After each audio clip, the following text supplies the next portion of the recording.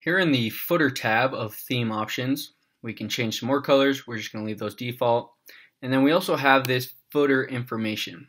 And what this is the information that appears down here in the footer.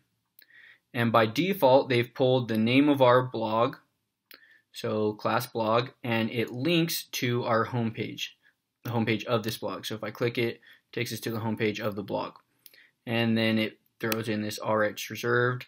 And so all that is being dictated right here. So if you edit anything in here, then it's going to change this right here. But it's already pulling great information. So usually you probably won't have to touch any of this. I'm just going to leave it as is. It's good as is. But you can feel free to edit. You know, if you want it to just say blog or I don't know, whatever you want to do, you can change the wording or where it links to. And then after that, it has this themes by ColorLive powered by WordPress. And so if you want to edit something in the footer, so for instance get rid of this part down here, there's two ways of doing it. You can use display none CSS to pretty much make this part invisible, or you can actually delete this part from the theme files wherever it's telling it to say this. And it's always best to try the display none first in CSS. And so the way you can see if you can do that or not is go over the spot that you want to make invisible, right click it and hit inspect element. So here are my Chrome developer tools.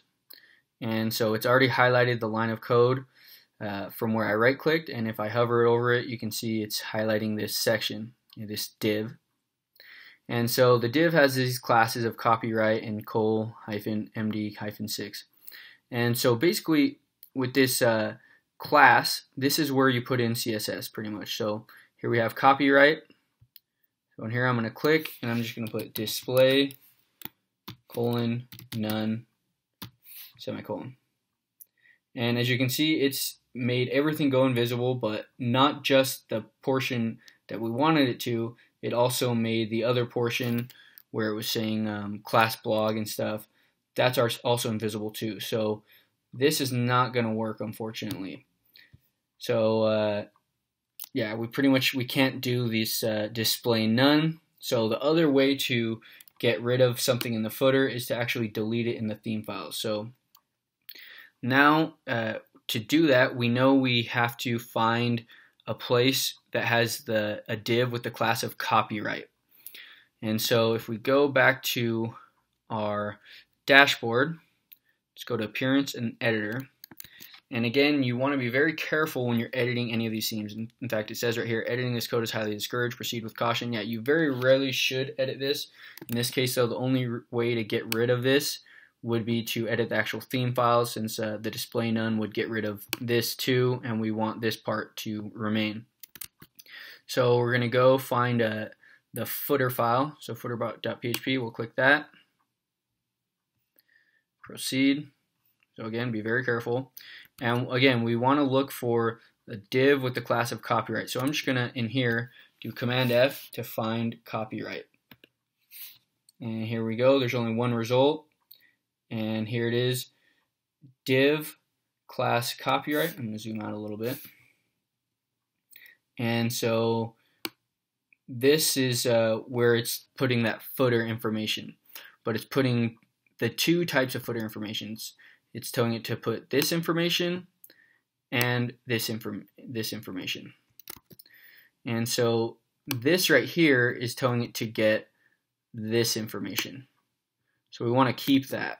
And this is where it's telling it to put this information. So this is what we want to get rid of.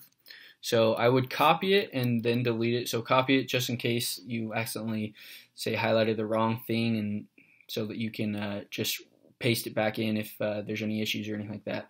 So I'm going to copy the line, this line, the PHP sparkling underscore footer underscore info. I'm going to copy it and then delete it. Hit update file. Now when I come back to here, I'll hit refresh.